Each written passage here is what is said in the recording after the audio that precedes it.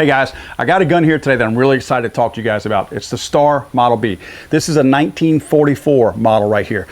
Now, you've no doubt heard all the stories and you've seen the videos about a lot of these guns that took place in acting scenes in Hollywood where a 1911 and 45 ACP was supposedly used.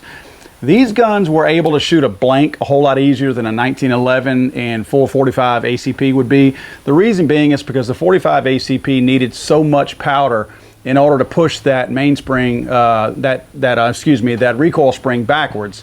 And in a lot of cases, the blanks that were used in Hollywood simply wouldn't do it. And then if you made them be able to push the spring backwards, you had the report and the recoil, the felt recoil that was so tremendous that some people didn't even want to shoot them. So in many cases, they substituted the Star, which was chambered in chambered in 9mm, as a 1911 in these movies. And of course, you know the stories about them, all the popular movies that this gun has been in. That is an interesting part to me. But I like history. I like real history, not made up movie history. This gun here is pretty cool. They were modeled after the 1911. But it is not a 1911. It's a 1911 just in looks alone. Internally, it is not made like a 1911. The first dead giveaway, really, other than some of the more obvious ones on here, is of course the trigger. It is not sitting in a trigger track moving rearward. It does not have a trigger bow. It is pinned and hinged, and it rotates from the top here within the trigger guard. That's probably the biggest dead giveaway. Even though it is a pretty good trigger system, it's still not like the trigger bow and trigger track system that you'll find in a standard 1911.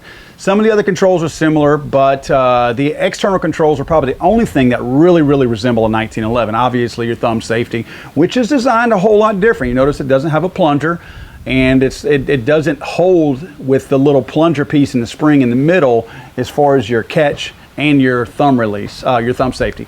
So there are some differences, even though the controls function very similar. They're not made the same, and the grips are not interchangeable. You can see where the grips are a little bit different, the way they interact with the frame of the gun.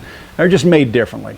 But other than that, it's very similar. It's got a bushing on the front, so overall it has the external appearance pretty much of a 1911. At a passing glance, you probably wouldn't know better. Now, external extractors were not they weren't around on 1911s back in that time. So you always knew if you looked at a gun, if you looked at the right-hand side of it and you saw one of these, you knew by looking at that external extractor that that was not a 45 ACP 1911. You knew by seeing that external extractor that this was in fact a Star in 9mm. This particular model that I have right here is pretty cool.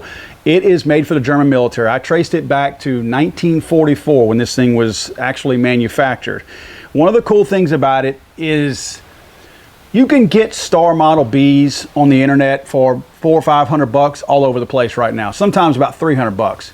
The problem with them is that whenever the war ended, World War II, Russia kind of swooped in and scooped up a bunch of the guns because Russia knew that they weren't done. They knew that even though World War II was over, their fighting days were not over. So they wanted as many weapons as they could, and they scooped up a lot of these German weapons. And what happened was a lot of these German weapons wound up in vats. They just basically took these things apart through the thumb safety goes in that pile, and they broke them all up. And then they would reassemble these with various parts from various guns. That's one cool thing about this gun, and that's why I guess I am so proud of it. You've got, of course, your serial number is right there on the frame, on the bottom of the frame, right next to the magwell. And it is a 6-digit number with the Model B. That's why I know it's a Model B. But the cool thing was you knew it was German made because the last 3 digits, which are 013, are on key parts throughout the gun. You'll notice it, of course, on the thumb safety. You'll notice it on the slide. You'll notice it on the slide catch. You'll notice it on the bushing. Pretty much anywhere where there's a major part, you're going to find that particular number on there. And that's what's cool, that you know you have a gun that has matching parts to it. It was not sitting in a bunch of piles of parts and reassembled out of parts. So it's really cool. This whole gun has remained together. The barrel even has it on it. So it's pretty cool. These guns, even though they were made for Germany back during the war, like I said, 1944, it wasn't usually frontline people. It was usually folks in the back, police officers, lower level German folks that might need a sidearm. The Lugers all went to the front, right? One thing that has kind of been confusing over the years is the PATR 08 that is inscribed on the side of the slide right in front of the Star logo. Some people have looked at that as a type of a model number. That was simply a way of telling a German soldier who couldn't read Spanish or English or anything like that, they only read German. That was his way of saying, hey you, the ammo that goes in your Luger P08 also goes in this. So it's not a model number at all. It's simply just if anything, it's a cheat sheet for the German soldier to know that his particular model takes the same ammo. Another cool thing that you'll find on these guns that if you're a history buff you'll appreciate is the fact that right here, right near the trigger guard and right up here above the trigger guard on the frame, you're going to see some proof marks. Let me tell you what these proof marks mean. This is actually kind of cool when you research this back. Notice the shield right here with the helmet on it. That crest right there indicates that it was admitted to a proof house. Proof houses were places that near or within manufacturing facilities where these guns were proven that they could stand the explosion of the round. In other words, that they were made to whatever standards. It was proof. They're called proof marks because they literally provided you proof that these things could in fact handle the explosion. Every gun was fired. You have guns nowadays, in some cases, that lots of them, or I should say in modern time, where lots, you have a lot of guns, and one or two out of that lot will be proof shot or proof fired. Back then, all of these were proof fired. So this particular gun received this particular proof from this proof house whenever it got there to say, hey, it was received here. Now, you'll notice the cannonball with the flame outside of it with the P on it. Okay, that right there indicates the passing of a proof test. And that proof code was specific to the E-bar proof house, I-E-B-A-R, I believe is how it's spelled. It was specific to there. So we know this pistol at one time was at the E-bar proof house because that's where it received this particular proof mark. You'll also notice that same proof mark is going to be on the barrel. Now the next proof mark that you see is the actual year proof mark. The other two proof marks were standard no matter what year it passed through that proof house. You knew it went through the E-bar proof house because it had that coat of arms and then it had the cannonball on it. But it received its third proof mark based on what year it was manufactured. You'll notice the proof mark is a 0, or excuse me, an O on this particular model. That traces it back to being built in 1944. Enough about the gun. Let's see how it shoots. I have not fired this thing yet, and I've been very excited to be able to fire this thing, so let's get right at it. As always, I've got my arm score ammunition. This is going to be 9mm, 115 grain full metal jacket. You'll notice these magazines fit kind of snug in there. They do not drop free. From a battle standpoint, you almost wonder if that's maybe why these were not issued to frontline troops. But they definitely stick in there. And of course, you're going to notice it does hold 8 rounds.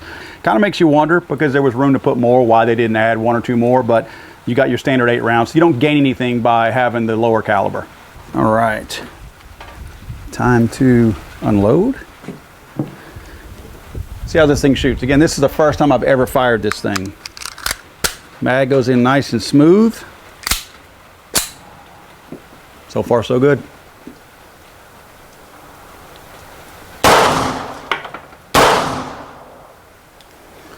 Uh-oh. Slight malfunction, very possible. That's a Paul issue. Let me get the camera over here so you can see what I'm doing here. Just want you to see what kind of malfunction I have. It looks like the round was not extracted properly. I'm sorry if you can see that. Wasn't extracted properly, and the next round is going up into the feed ramp prior to. I can see the primer strike on the back of this one that's in the chamber right there. And then, of course, I see my next round coming up. So I'm trying to release. There we go.